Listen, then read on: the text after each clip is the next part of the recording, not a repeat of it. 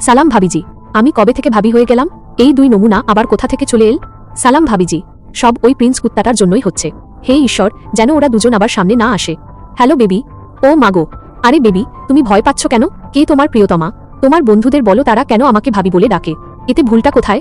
Sorry ভাবিজি, আর কখনো এমন হবে না। তোমাদের তিনজনের সাথে কথাই বলা অর্থহীন। পরের দিন আমি যখন মার্কেটে যাচ্ছিলাম। হ্যালো বেবি, লিফট লাগবে নাকি? আমি তোমার বেবি নই গাধা। এখনই আমি প্রিন্সকে উচিত শিক্ষা দেব। প্রিন্স, তুমি শুনছো? স্যার বলল বোর্ডটা মুছে আসতে।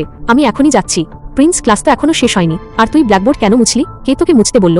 হা হা হা, তোমার সিগারেট খাওয়ার ছবি আমি তুলে ফেলেছি। এখন মন দিয়ে শোনো। আমাকে যদি আর বিরক্ত করো, এই ছবি সোজা প্রিন্সিপালের কাছে যাবে, বুঝলে? ও বেবি, তুমি যখন রাগ করো তখন তোমাকে বেশি কিউট লাগে।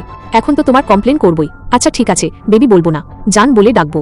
আজ তো প্রচুর পেট ব্যথা করছে। কি হয়েছে বেবি? আজ তোমাকে অসুস্থ মনে হচ্ছে। প্রচুর পেট খারাপ করছে। এটা নাও, ব্রাউন সুগার ওয়াটার। নার্স দিয়েছে। এটা ঠিক হয়ে যাবে। প্রিয়া, উঠে এই প্রশ্নের উত্তর দাও। কোন প্রশ্নের উত্তর ম্যাডাম? তুমি প্রশ্ন শোনোনি? মন কোথায় ছিল তোমার? ম্যাডাম, আজ প্রিয়া অসুস্থ, তাই তার বদলে প্রশ্নের উত্তর আমি দেব।